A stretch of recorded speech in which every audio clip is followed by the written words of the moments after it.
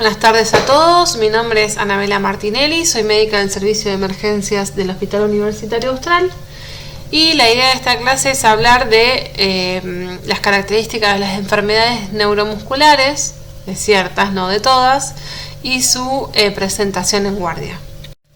Las enfermedades neuromusculares son un conjunto de más de 150 enfermedades neurológicas que pueden ser hereditarias o adquiridas y que pueden afectar tanto al músculo como la unión neuromuscular, al nervio periférico o la motoneurona espinal. Tenemos que tener en cuenta que son enfermedades denominadas poco comunes o raras por su incidencia en la población general y que su presentación puede producirse en cualquier etapa de la vida.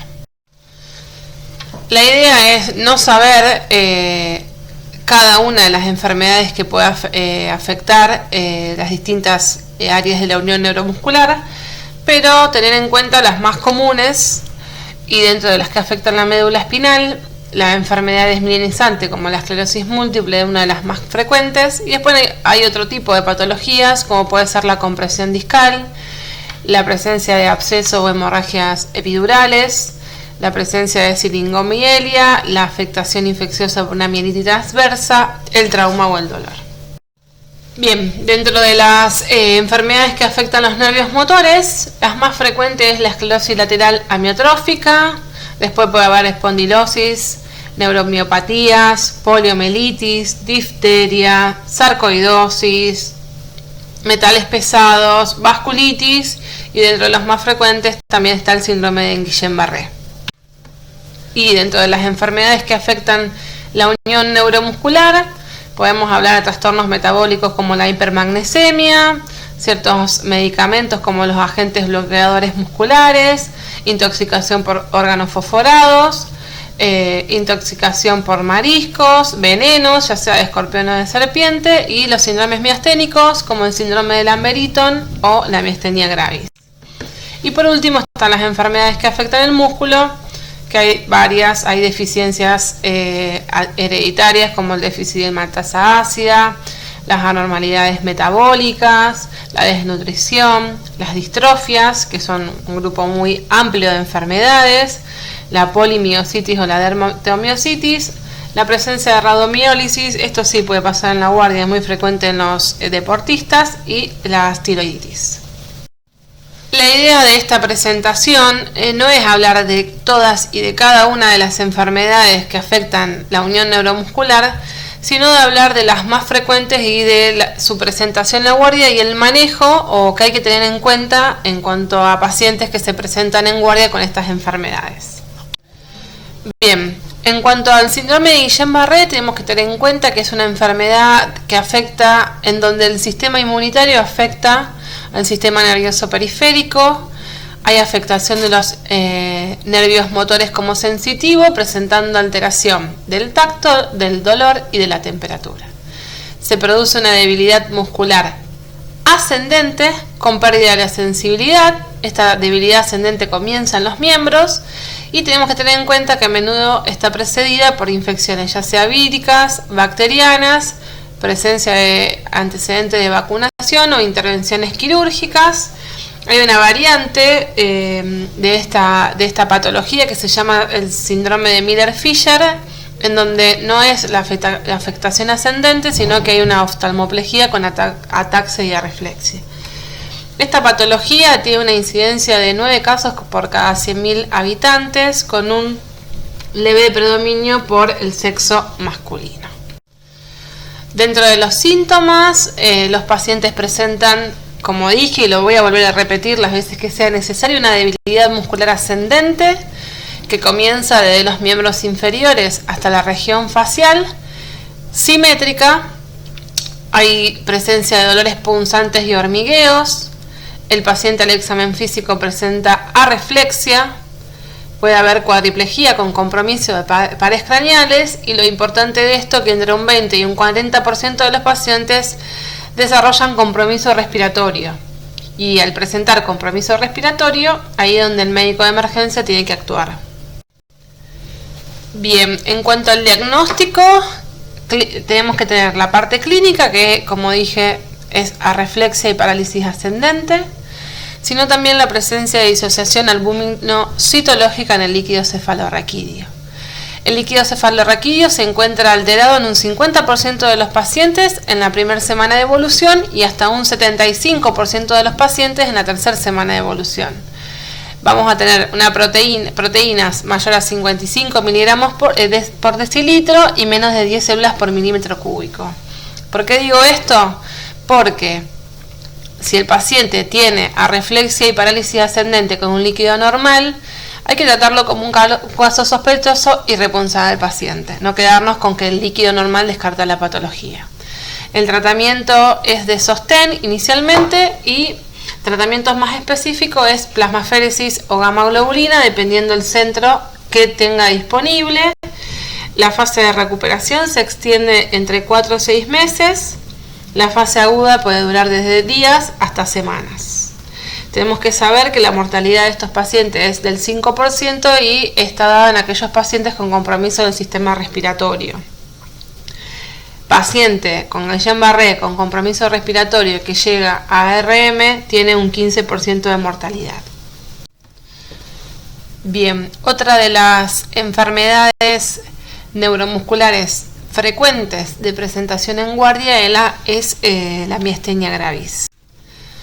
Tenemos que saber que es una enfermedad autoinmune de la unión neuromuscular que está mediada por anticuerpos. El sello distintivo de este trastorno es que presenta una variabilidad que es fluctuante con una combinación variable de debilidad de los músculos, ya sean oculares, vulvares, de las extremidades y respiratorios. Puede afectar tanto a mujeres jóvenes como a hombres mayores de 50 años y en un rango etario de todas las edades. La debilidad es el resultado de un ataque inmunológico que depende de células T por anticuerpos dirigidos a proteínas de la membrana postsináptica de la unión neuromuscular. Es la más común de las enfermedades de la unión neuromuscular, con una prevalencia de 15 casos por 100.000 habitantes. Tenemos que tener en cuenta que puede estar asociada a otras enfermedades autoinmunes como el lupus, la tiroiditis, la otitis reumatoidea, psoriasis, pénfigo o anemia hemolítica. Tenemos que tener en cuenta que es una enfermedad de evolución crónica, caracterizada, como dijimos, por debilidad y fatiga de los músculos voluntarios. Dentro de la presentación, más de un 50% de los pacientes se presentan con síntomas oculares, como atosis palpebral y diplopía, como inicio de su presentación habitual, y de los que presentan manifestaciones oculares, más de la mitad desarrollará una enfermedad generalizada en el lapso de 2 años. Menos del 5% de los pacientes se presenta solo con debilidad de las extremidades. Siempre por ahí va a estar precedida con la atosis palpebral y la diplopía. Un 15% de los pacientes presentan además síntomas vulvares, que es disartria, disfagia, dificultad para la masticación, pueden tener cialorrea, no tienen sostén cefálico. Esa es la forma de presentación vulvar y puede presentarse inicialmente de esta manera. Como dijimos, la miastenia gravis es una enfermedad de curso crónico, pero que puede tener exacerbaciones. Esa exacerbación se denomina crisis miasténica y es una afectación potencialmente mortal que se define como un empeoramiento de la debilidad muscular, que puede llevar a la necesidad de intubación o de ventilación mecánica no invasiva. Si bien la insuficiencia respiratoria se debe a la debilidad de los músculos respiratorios, muchas veces se acompaña de debilidad de los músculos vulvares. Entonces el paciente presenta dificultad para la articulación de las palabras, dificultad para la movilización de secreciones, dificultad para el sostén cefálico, y esto acompaña a la falla de los músculos respiratorios. Las crisis miasténicas en general pueden precipitarse por una variedad de factores. Lo más frecuentes son las infecciones o ciertas situaciones de estrés, como pueden ser las intervenciones quirúrgicas, el embarazo, el parto o la disminución de los medicamentos inmunosupresores, y muchos pacientes presentan crisis miasténicas como progresión de su enfermedad de base sin factores desencadenantes. ¿Qué vamos a tener en estos pacientes con crisis miasténica?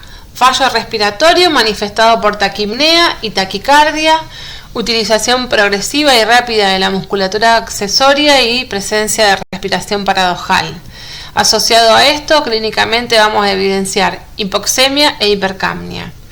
Es necesario en estos pacientes medir la capacidad vital, el Pimax y el Pmax. Esto lo voy a hablar más adelante y vamos a tener en cuenta estos valores, ya que nos van a determinar la indicación de apoyo ventilatorio, ya sea invasivo o no invasivo. Si aparecen signos de aspiración o de debilidad significativa de los músculos accesorios con hipoxemia e hipercapnia, también debemos pensar en una intubación orotraqueal o en ventilación no invasiva. Bien, tener en cuenta que el tiempo de RM suele ser entre 6 a 14 días. Pensar como opción la BNI, ya que es eficaz entre un 60 y un 80% de los pacientes. Son factor de riesgo para el fallo de la BNI, hipercapnia y trastorno deglutorio al comienzo del apoyo respiratorio. Pensar que si el paciente requiere RM hay que colocar una sonda nasogástrica para suspender los anticolinesterácicos, que es parte de su tratamiento, y reiniciar la terapia con anticolinesterácicos entre las 24 a 72 horas de iniciado el cuadro con dosis más bajas. Tratar de encontrar y resolver la causa desencadenante, y como tratamiento el uso de gamma-globulina 1 a 2 gramos kilo endovenoso en pulso de 2 a 5 días, ya que estas tienen un inicio de acción rápido y duración corta. La mortalidad se relaciona a cuadros infecciosos y arritmias. Bien, dentro del tratamiento se administran medicamentos anticolinesterácicos como la piridoxicmina. Dentro de las marcas comerciales más frecuentes está el mestinón, es la más frecuente, así que el paciente lo va a referir como mestinón, y la neostigmina. ¿Por qué se utiliza de elección la piridoxicmina? Porque tiene un efecto más prolongado y la dosis va a variar en un rango entre 15 a 180 miligramos sí cada 4 horas.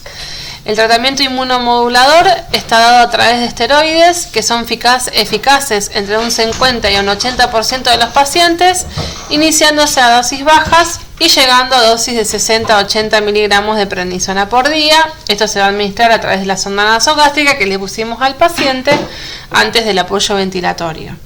Otro de los tratamientos que se pueden utilizar son los inmunosupresores. Dentro de los más comunes, acetoprima en dosis de 1 a 3 miligramos kilo día, ciclofosfamida en dosis diarias con pulso, y pacientes con síntomas pobremente controlados se puede indicar tacrolimus o rituximab. La idea bien ahora es pensar qué puede pasar con estos pacientes en la guardia y cómo podemos actuar nosotros. Tenemos que saber que los problemas respiratorios son la primera causa de muerte en estos pacientes. La debilidad muscular altera el mecanismo de la tos, situación clave para generar trastornos ventilatorios y respiratorios, y que pueden presentarse desde casos leves a muy dramáticos. La presentación de estos cuadros puede ser aguda, como en los pacientes que presentan un síndrome de Guillain-Barré, crónica y recidivante, como los pacientes con esclerosis múltiples o miastenia gravis, o progresivamente implacable, como los pacientes con esclerosis lateral amiotrófica. Independientemente del curso clínico, la debilidad muscular respiratoria es un problema grave entre los pacientes con enfermedad neuromuscular. Cuando hablamos de la evaluación inicial de estos pacientes, tenemos que identificar aquellos casos sospechosos de debilidad muscular respiratoria, y estos pacientes deben someterse a pruebas fisiológicas objetivas para confirmar la debilidad muscular respiratoria e identificar aquellos que van a necesitar asistencia respiratoria. El grado de debilidad muscular respiratoria no se puede predecir con el grado de debilidad muscular periférica. Por lo tanto, las pruebas de función muscular respiratoria son esenciales en estos pacientes. La fuerza de los músculos respiratorios se va a evaluar midiendo lo que se llama presión inspiratoria máxima o Pmax y presión expiratoria máxima o Pmax. La Pmax refleja la fuerza del diafragma y de los músculos inspiratorios, mientras que el Pmax refleja la fuerza de los músculos abdominales y los músculos expiratorios. Una prueba adicional que se puede utilizar es lo que se llama presión inspiración nasal de aspiración máxima o SNIP, que se utilizan a través de la inspiración nasal. Bien, en cuanto a la selección de las pruebas de función pulmonar en aquellos pacientes que sospechaban enfermedad neuromuscular o alteración de la pared torácica, hay ciertos estudios que podemos utilizar, como por ejemplo una espirometría. Hay la espirometría convencional, que es la que utiliza un técnico o un médico neumonólogo, y si no, hay pequeños aparatos que se pueden utilizar en la guardia, que miden BEF sub 1, BEF sub 6 y capacidad vital forzada, los volúmenes pulmonares, el Pimax y la Pmax, como nombré recién, y dentro de las pruebas avanzadas tenemos la gasometría arterial si el paciente tiene una capacidad vital forzada menor a 1 litro. La presión inspiratoria máxima es la capacidad pulmonar total, evalúa la fuerza del diafragma y los músculos intercostales externos, se mide en centímetro de agua o en milímetro de mercurio, y la idea es que el paciente lo realice sentado con los labios cerrados. ¿En qué consiste la técnica? En solicitarle al paciente que exhale suave a fin de llegar al volumen residual total y luego una inhalación rápida y fuerte. Lo que vamos a medir es la presión máxima alcanzada a los 1.5 segundos y la idea es realizarlo 3 veces con 1 minuto de descanso entre una prueba y la otra y utilizar el mejor valor hallado. La Pmax es la presión expiratoria máxima. El paciente debe inhalar profundo y completamente y luego exhalar fuerte y rápido, por lo menos por 1.5 segundos.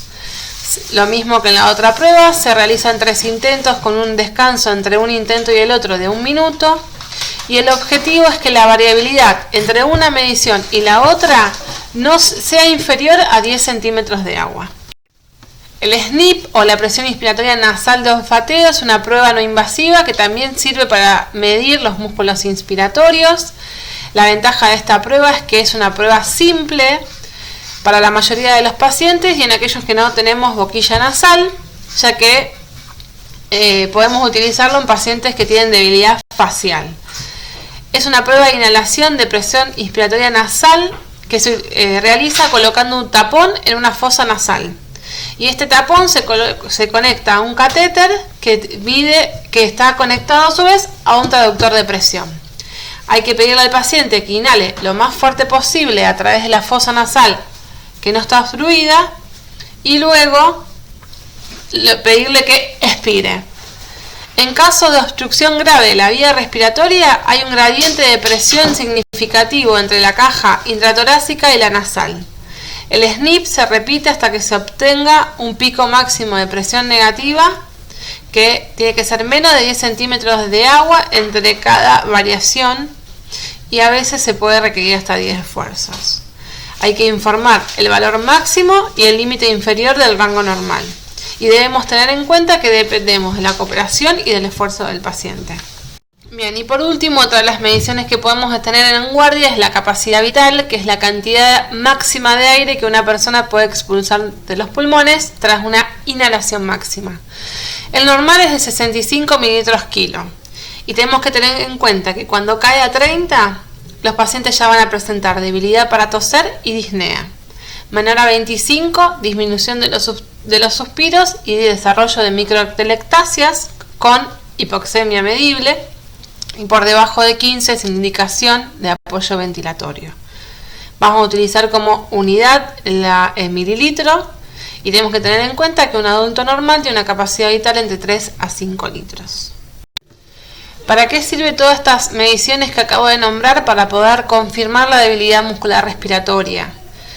El patrón típico que vamos a obtener de estos pacientes es un patrón de restricción, con reducción del volumen expiratorio forzado en 1 segundo, reducción de la capacidad vital forzada, alteración de la relación BEF sub 1 capacidad vital forzada y reducción de la capacidad pulmonar total. Además, los pacientes con debilidad muscular expiratoria presentan un aumento del volumen residual. La capacidad vital puede ser un indicador confiable de debilidad muscular respiratoria porque no se ve afectado con la obstrucción de las vías respiratorias. El Pimax o la Pmax se reducen y el Pimax además refleja la fuerza del diafragma. No, esto ya lo dije. Entonces, ante un paciente con debilidad respiratoria, tenemos que medir Pmax, Pmax, capacidad vital, podemos hacer sniff o espirometría según tengamos a disposición los dispositivos. El sniff es un dispositivo que es un taponcito nasal, ya lo dije, pero lo vuelvo a repetir, que se coloca en un ala de la nariz. Ese taponcito está conectado a un catéter y ese catéter mide a un aparato que mide presiones. No lo tenemos casi nadie en la guardia. En cambio, el espirómetro, si podemos utilizar el portátil, sí es más accesible, y si no, el espirómetro que realiza el neumonólogo. ¿Con qué dispositivos cuento yo en la guardia? Porque las mediciones son todas muy lindas, pero si yo no tengo el dispositivo, quedan en la teoría. Hay 2 o 3 dispositivos que voy a poder utilizar. Como lo dije recién, el sniff es un dispositivo que en Argentina yo no lo he visto en ningún lado y la verdad que es muy específico. Pero sí contamos y podemos contar con un espirómetro portátil, que es este dispositivo que está acá. Lleva un adaptador donde va una boquilla y donde el paciente tiene que poner la boca con oclusión total de la boquilla y según la medición que yo voy a hacer, cómo tiene que realizar. Pero generalmente son expiraciones profundas de más de 1.5 segundos. Como repetí antes, se hacen 3 mediciones, descanso entre cada medición y voy a utilizar el mejor valor encontrado. Este aparatito acá mide BEF sub 1, BEF sub 6, relación entre BEF sub 1 y BEF sub 6 y relación entre BEF sub 1 y capacidad vital forzada. Entonces yo en un solo aparato tengo varias mediciones que me sirven. Hay distintas variantes del aparato, algunos miden más o menos variables, pero este es muy fácil de encontrar y muy accesible. Y el dispositivo de la derecha es un manómetro que está conectado a un catéter, también tiene una boquilla. Esto en general lo tienen los kinesiólogos y sirven para medir el Pmax y la Pmax. Si yo no tengo kinesiología, puedo hacer una adaptación de este aparatito de manera casera y está bueno porque el paciente hace una expiración profunda y yo puedo tener una variante, o sea, una medición de una variable en milímetros de mercurio de manera fácil. Y lo puedo repetir las veces que sea necesario. En general, voy haciendo mediciones seriadas para poder ver si el paciente mantiene los parámetros o hay una disminución de los parámetros. ¿Cuáles van a ser mis objetivos? La determinación de estudios complementarios.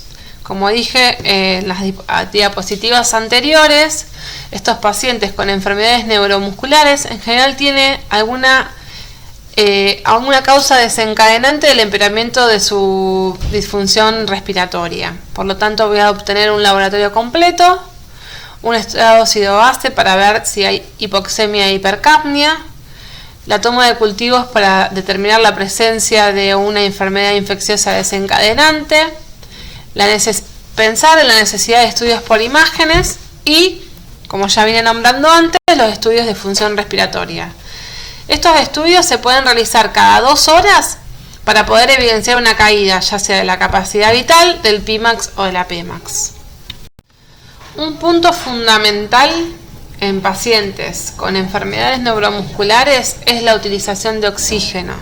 Estamos acostumbrados a usar rutinariamente suplementación de oxígeno, pero tenemos que saber que la insuficiencia respiratoria hipercápnica con hipoventilación y pulmones normales, la oxigenación desciende porque el dióxido de carbono aumenta. Y tenemos que saber que esta hipoxemia no debe ser confundida con un problema en la transferencia de oxígeno. El paciente tiene buena transferencia de oxígeno, pero la hipoxemia es por fatiga, por debilidad muscular. Entonces, tenemos que tener en cuenta que la administración rutinaria de oxígeno puede mejorar el problema. Entonces, tenemos ciertas indicaciones para utilizar oxígeno. ¿Cuáles son? Pacientes que requieran resucitación, pacientes hospitalizados que no logran mantener una saturación mayor de 95% con BNI continua o que requieran asistencia mecánica de la tos, pacientes que van a ser intubados como preoxigenación o aquellos pacientes que tengan limitación terapéutica, ya que estos rechazan traqueostomía o asistencia ventilatoria mecánica. Ahora bien, ya soy médico de emergencias, estoy trabajando en una guardia, ingresó un paciente que tiene una enfermedad neuromuscular, ya sea aguda, como un Guillain-Barré, crónica, como una esclerosis lateral, o crónica reagudizada, como una miastenia gravis, que está con una crisis miasténica. Yo ya identifiqué al paciente y le hice las pruebas necesarias para determinar que tiene una debilidad muscular, y llegó el momento que tengo que determinar si ese paciente va a necesitar intubación, ya sea invasiva o no invasiva. De elección voy a utilizar la ventilación invasiva o la VNI, ya que los pacientes responden entre un 60 o un 80% a este tipo de dispositivos. Si no puedo, voy a utilizar la intubación invasiva. ¿Qué tengo que tener en cuenta? Paciente que presenta fatiga muscular severa, utilización de músculos accesorios, tiene pérdida de la capacidad de hablar, de tragar, de manejar secreciones y de proteger la vía aérea. Y además, en el laboratorio encuentro hipercapnia, hipoxemia y alteración de los parámetros ventilatorios. Ese paciente sí o sí tiene indicación de apoyo ventilatorio. Como dije, va a quedar en mí y de la disponibilidad del centro en el que yo trabajo, ¿qué uso? Si puedo, VNI, si no, intubación invasiva. Y como ya cerrando la clase, tengo que tener en cuenta que las mediciones de estos parámetros se pueden hacer seriados cada 2 o 3 horas, porque ya me permiten no solo ver que el paciente mantiene los parámetros realizados o que hay un descenso progresivo para poder ya prevenir la situación de requerimiento de apoyo ventilatorio. ¿Qué tengo que saber? Capacidad vital menor a 20 mililitros kilo, Pimax menor a menos 30 centímetros de agua o Pmax menor a 40 centímetros de agua. Estos parámetros ya hablan de indicación sine qua non de apoyo ventilatorio. ¿Cuándo no lo voy a hacer? Cuando el paciente tenga limitación del esfuerzo terapéutico. Si no, la idea es poder realizar un apoyo ventilatorio de elección y no de urgencia, porque me habla de mayor eficacia y de sobrevida. Bien, y por último, ya cerrando la clase, 3 cosas a tener en cuenta. Voy a ir de abajo hacia arriba. Acordarse de colocar sonda nasogástrica en estos pacientes, porque por varias cosas, pero una, van a tener trastornos deglutorios porque no tienen manejo de musculatura. Y 2, yo voy a necesitar pasarle medicación que es vía oral, por ejemplo la piridostigmina en las crisis miasténicas. Entonces yo tengo que tener una sonda nasogástrica previa a la intubación orotraqueal.